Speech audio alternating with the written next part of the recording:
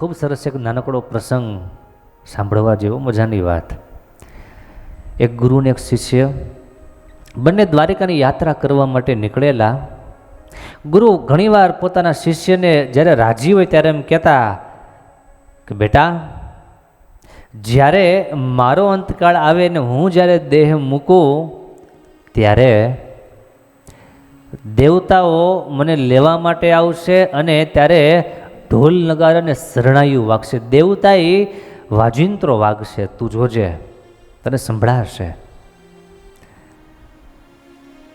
અને બહુ વાત નક્કી છે કે આવું કોઈ કહેતા હોય ત્યારે આપણને ખરેખર વિશ્વાસ ન આવે. કી તો બોલ્યા, કઈ તો કીધા કરે, શું કહ્યું, એમાં આપણને બહુ વિશ્વાસ ન આવે, એ આપણી ખોટ. પણ વાત બહુ સાચી. બે દ્વારિકાની યાત્રાએ ગયેલા અને રસ્તામાં ગુરુ અચાનક બીમાર પડ્યા, તબિયત લથડી.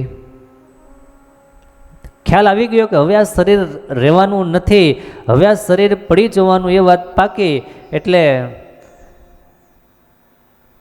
એક જગ્યાએ એક બોરડી અને બોરડીના ઝાડ નીચે ઉતારો કર્યો. થોડીક વાર વિશ્રાંતિ લઈએ.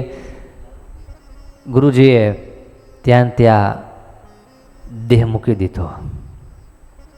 પણ શિષ્યને શું ઈચ્છા હતી? શિષ્યના મનમાં શું ચક્રડી ચાલુ થઈ ગઈ?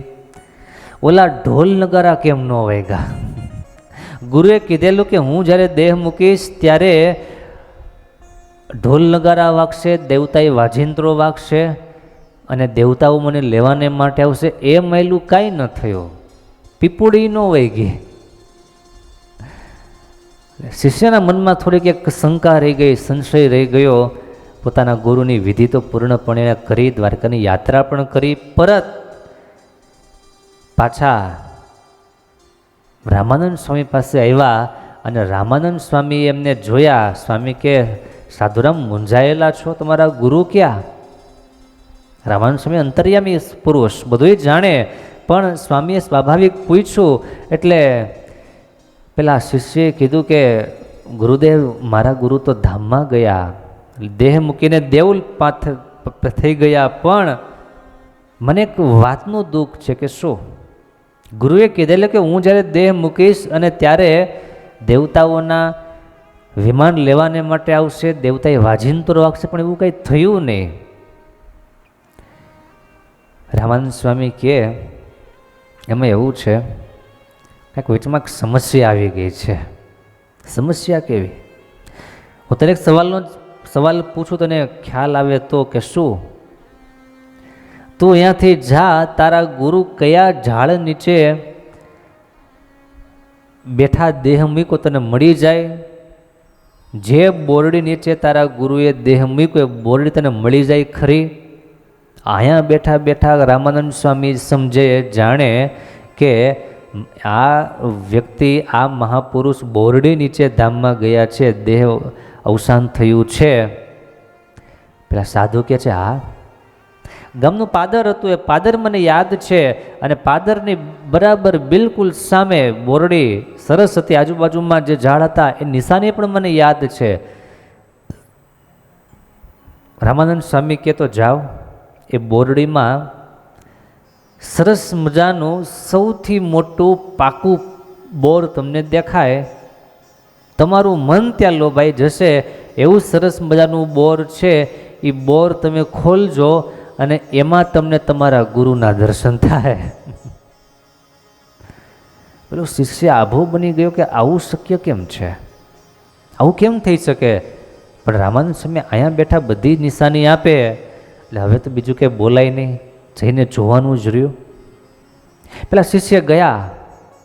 સ્વામીએ જે રીતે કીધેલું એ રીતે બરાબર સંધાન કર્યું કે નીચે બેસીને ઉપર નજર કરી, ઉપર સરસ મજાનું એક બોર પાકું જોયું અને એ બોર ત્યાંથી ઉતારી અને જ્યાં તોડ્યું અને એમાં ઈડ દેખાણી.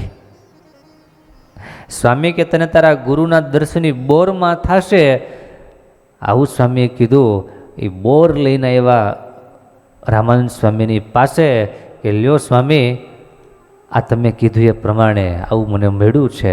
રામાનંદ સ્વામીએ એના પર પાણી છાંટ્યું, ભગવાનને યાદ કર્યા, અને જેવું એના પર પાણીનો છંટકાવ કર્યો, ઈયળના દેહમાં રહેલો જીવ એને દેહનો ત્યાગ કર્યો, અને તરત જ દેવતાએ વાજાઓ માંડ્યા વાજવા, ઢોલ નગારા શરણાઈ બધું વાગવા માંડ્યું. રામાનંદ સ્વામી ભગવાનનું ભજન કરતા હતા. પેલા શિષ્યએ કીધું કે સ્વામી એમાં કંઈ સમજાણું નહીં, તમે કર્યું શું, અને હવે કેમ વાગ્યા આ ઢોલ નગારા, અત્યારે કેમ વાગ્યા? રામાનંદ સ્વામી કે તમારા ગુરુને જ્યારે અંતકાળ જ્યારે આવ્યો ત્યારે એની નજર પેલા બોર ઉપર રહેલી, અને બોરમાં વાસના રહી જવાને કારણે એને ઈયળનો દેહ લેવો પડ્યો. પણ તમે મારી પાસે આવ્યા, ભગવાનને પ્રાર્થના કરી, અને એને આ ઈયળના દેહમાંથી મુક્તિ અપાવી. એની સાધના, એનું ભજન ખરેખર ઘણું વિશિષ્ટ હતું, માટે એને વિશેષ કંઈ બીજું સહન કરવું ન પડે, અને એમને મેં સદગતિ આપી દીધી. આ નાનકડી એવી વાત પણ આપણને એક વાત સમજાવી જાય કે આ જીવાત્માને પરમાત્માના ધામમાં જવું થોડું કાઠું તો છે. જ્યારે એને કોઈ સત્પુરુષ સાથે યોગ થાય, એની વાત મનાય, સત્સંગ થાય, કથા વાર્તા જીવમાં ઉતરે, ત્યારે બાકી બધી કચાસો દૂર થાય, વાસનાના વમળો શાંત થાય, અને પછી એ આત્મા ભગવાનના ધામમાં જવાને અધિકારી થાય. માટે સંત સમાગમ કરીએ, માટે કથા વાર્તા સાંભળીએ, માટે સત્સંગમાં બેસીએ, એ આપણા લાભમાં છે, આપણા હિતમાં છે. ભગવાનના ભક્તો, આપણી બહુ જરૂરી અને બહુ ઇમ્પોર્ટન્ટ આ વાત છે. બાકી બધી વાતો આપણે સાંભળીએ, પણ આ વાત જો ન સાંભળી હોય, આ વાત જો હૃદયમાં સ્થિર ન થઈ હોય, તો ઘણી બધી કચાશ અને ખોટ રહી જાય ખરી.